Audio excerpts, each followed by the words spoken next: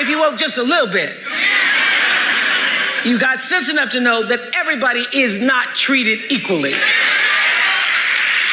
The reality is this. The reality is we see injustices, big and small, all around us every single day of our lives. And I know it's easy for a lot of people to feel that you have no power against those injustices. But this is what I'm here to tell you. This land was made for you and me. This land was made for you and me. That's not just a song, that's the truth. And I will tell you that we are not powerless. Every single one of us has the same power at the polls. And every single one of us has something that, if done in numbers too big to tamper with,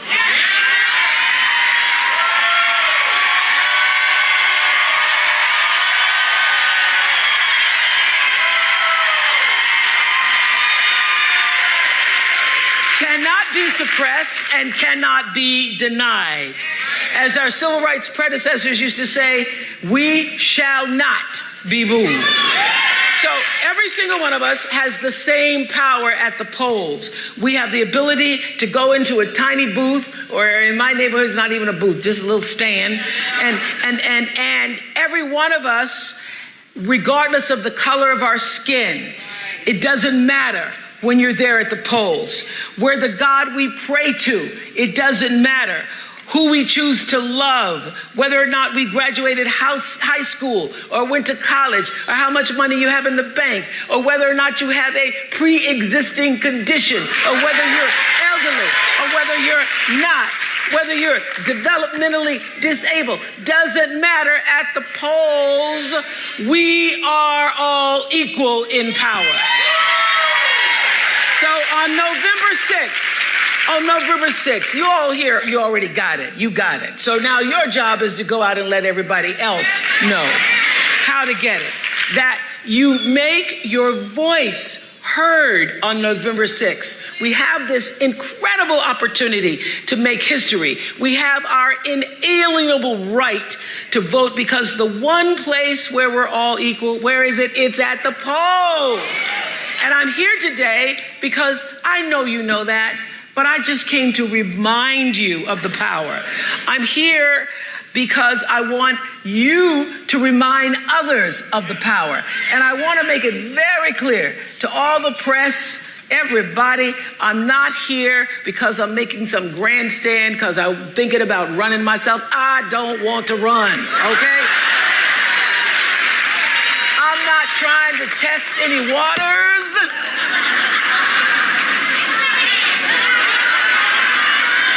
Don't want to go in those waters. I'm here today because of Stacey Abrams. And I'm here today because of the men and because of the women who were lynched, who were humiliated, who were discriminated against, who were suppressed, who were repressed and oppressed for the right, for the equality at the polls. And I want you to know that their blood has seeped into my DNA, and I refuse to let their sacrifices be in vain. I refuse. And I'm here today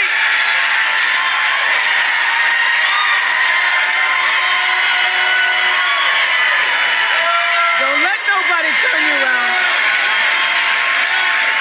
You can't let their sacrifices be in vain. I'm here today because, like a lot of young people, I didn't take voting seriously until around my mid-20s. And around my mid-20s, I had the privilege of hearing Reverend Otis Moss Jr., who's a preacher. Y'all know him? Preacher in Cleveland, Ohio. And I heard him tell the story of his father, of Otis Moss Sr., who right here in Georgia's Troup County got up in the morning and put on his only suit and his best tie. And he walked 6 miles to the voting poll location he was told to go to in LaGrange. And when he got there, after walking 6 miles in his good suit and tie, they said, boy, you at the wrong place. You're at the wrong place. You need to go over to Mountville. So he walked another 6 miles to Mountville. And when he got there, they said, boy, you at the wrong place. You need to go to the Rosemont School. And I picture him walking from dawn to dusk in his suit, his feet tired, getting to the Rosemont School, and they say, boy, you too late. The polls are closed. And he never had a chance to vote. By the time the next election came around, he had died. So when I go to the polls and I cast my ballot, I cast it for a man I never knew. I cast it for Otis Moss Sr., who walked 18 miles one day just for the chance to vote.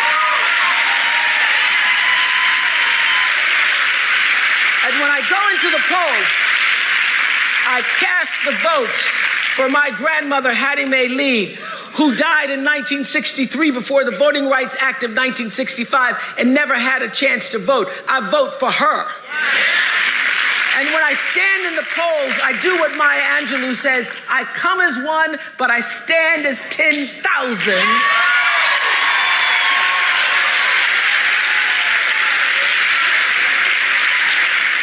For all those who paved the way that we might have the right to vote. And for anybody here who has an ancestor who didn't have the right to vote, and you are choosing not to vote wherever you are in this state, in this country, you are dishonoring your family.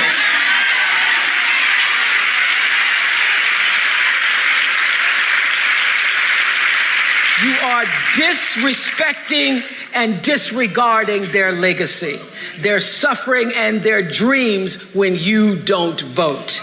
So honor your legacy. Honor your legacy. Honor your right to citizenship in this, which is the greatest country in the world. The greatest country in the world. And the right to vote is like the crown we all get to wear. Maya used to say, baby, your crown has been paid for, so put it on your head and wear it. So your crown's been paid for. The right to vote is your crown. So this is a tight race here in Georgia. This is tight. And there are tight races all over this country that depend on all of us giving honor to our greatest democratic right and privilege. So let your vote make the difference. Let your vote count. Let your vote speak for you. If you're a woman, let me just talk to the women for a minute.